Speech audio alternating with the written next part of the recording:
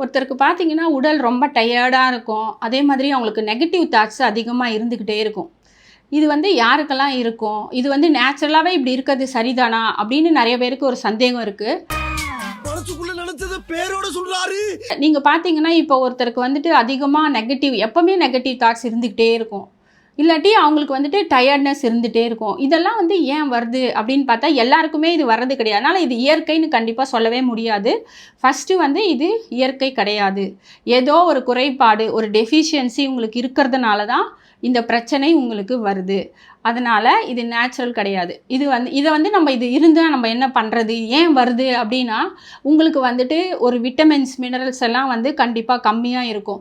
For example இப்போ ஒன்றும் vitamin D deficiency இருந்தால் கூட நீங்கள் பார்த்தீங்கன்னா உங்களுக்கு ரொம்ப டயர்ட்னஸ் இருக்கும். இப்போ தைராய்டு ப்ராப்ளம் இருந்தால் கூட டயர்ட்னஸ் இருக்கும். ஜென்ரலாக ஃபெட்டிகு டயர்ட்னஸ் இருக்குது அப்படின்னாலே ஏதோ ஒரு குறைபாடு உடலில் இருக்குன்னு தான் அர்த்தம். அதே மாதிரி நெகட்டிவ் தாட்ஸுக்கும் கூட வந்து நீங்கள் காரணமே கிடையாது.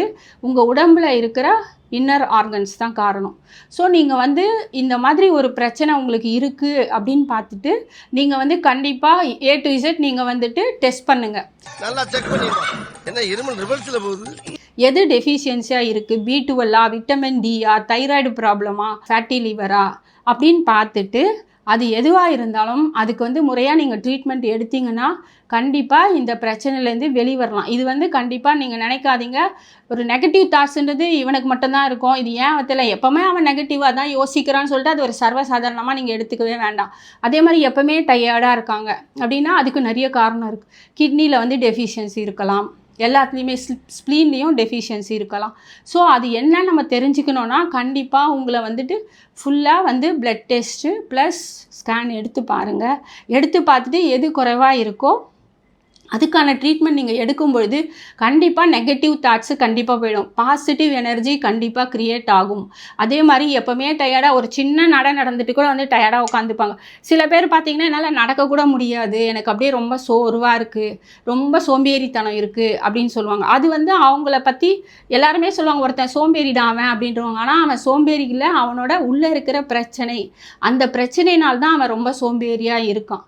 ஸோ நம்ம அது என்னன்னு கண்டுபிடிச்சி அதை ட்ரீட் பண்ணாலே இந்த பிரச்சனையிலேருந்து வெளிவரலாம். அதனால் இதை வந்து நீங்கள் ஒரு சாதாரணமாக எடுத்துக்க வேண்டாம்.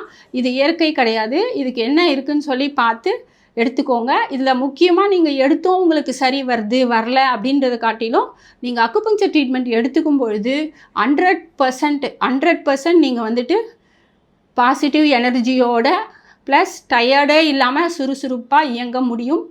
அதை நாங்கள் நிறைய பண்ணிகிட்டு இருக்கோம். அதனால் நீங்கள் அக்குபங்க்சர் ட்ரீட்மெண்ட் வாங்க, இந்த பிரச்சனை வந்து கண்டிப்பாக சரிப்படுத்தலாம்.